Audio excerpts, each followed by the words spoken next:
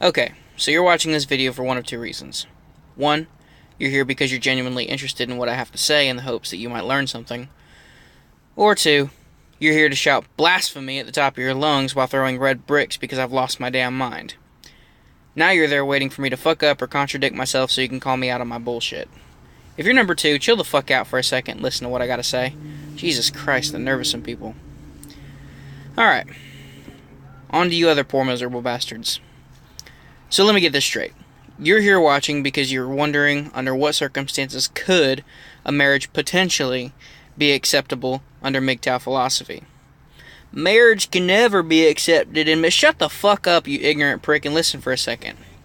Now, there are a few circumstances or certain criteria that need to be addressed so your marriage doesn't contradict your belief in red pill philosophy. If you're judging a book by its cover, I can see why this topic would bother you down to your bones.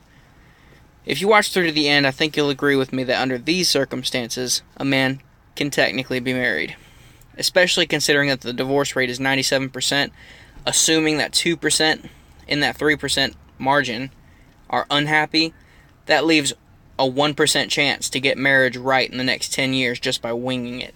So I think it's possible. So, let's start with understanding a few basic concepts. Mgtow says no marriage, no cohabitation, and no babies, right? Right. Why? Because these are traps women use to get men to become wage slaves. Marriage equals alimony and half your shit. Kids equals child support and health care for them. Cohabitation, or living together, in the case that you have the IQ of a toaster oven, can bind you by common law marriage. That makes a lot of sense. Why do women want to get married? Because the only thing your woman loves more than you is herself. Deal with it. Weddings are something that all women dream of since they're little girls. The big day, playing house, dress up, playing with dolls. Except now those little girls are a lot bigger. It's safe to assume that they're smarter. And the sunshine and rainbows that they watched as children are kind of a distant memory. Remember, guys, every rainbow comes from a storm. So why do guys want to get married? Because Jesus Christ, look at that. That's why. Holy shit. I mean, damn, son. Who wouldn't want to put a ring on her finger, right? What a lot of guys don't realize is that often that don't mean shit to her. It doesn't secure anything. Unless. Where did marriage come from? Okay, so marriage being a union between a man and a woman. Sorry. If you're gay, I support your right to a domestic partnership, but I'm not changing a 2,000-year-old multilingual definition to satisfy your agenda. Now, marriage generally being born from some kind of religious belief in some form or another.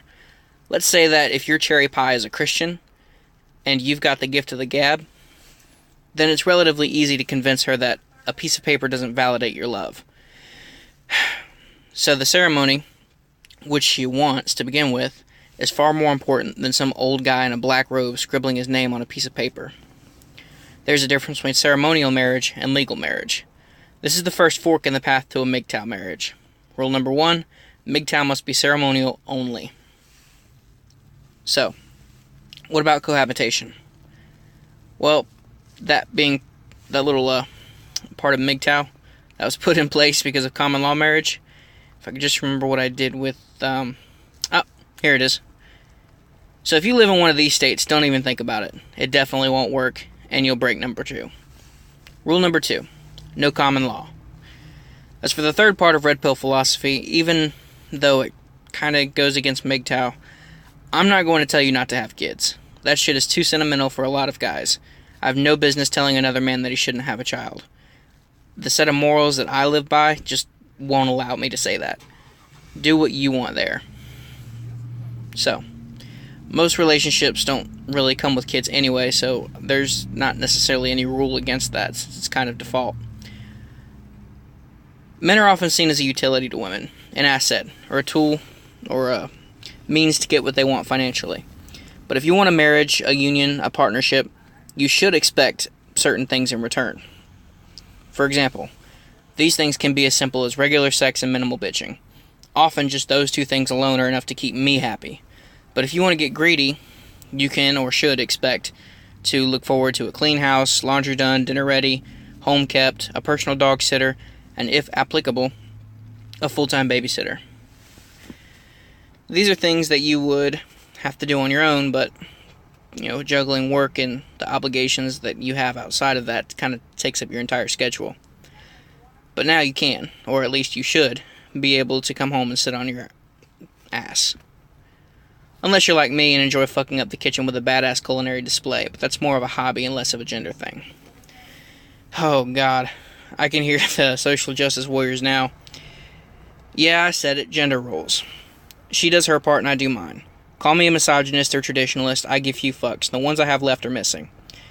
She and I agreed that our roles would be engaged in our relationship. And she's happy, I'm happy, my goldfish Bruce is happy, everything's hunky fucking dory.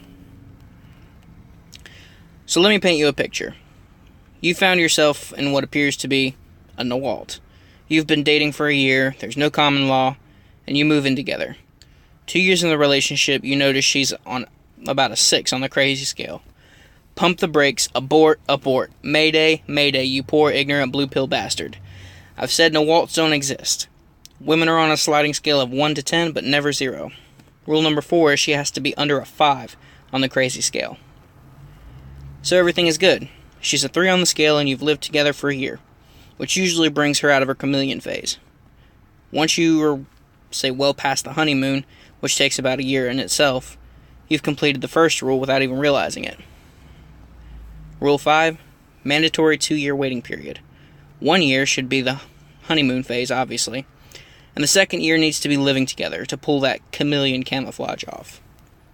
So, you're all set to plan a wedding that doesn't necessarily conflict with Mgtow philosophy, but since 97% of marriages fail in the first 10 years, and 2% of those are unhappily married, good luck.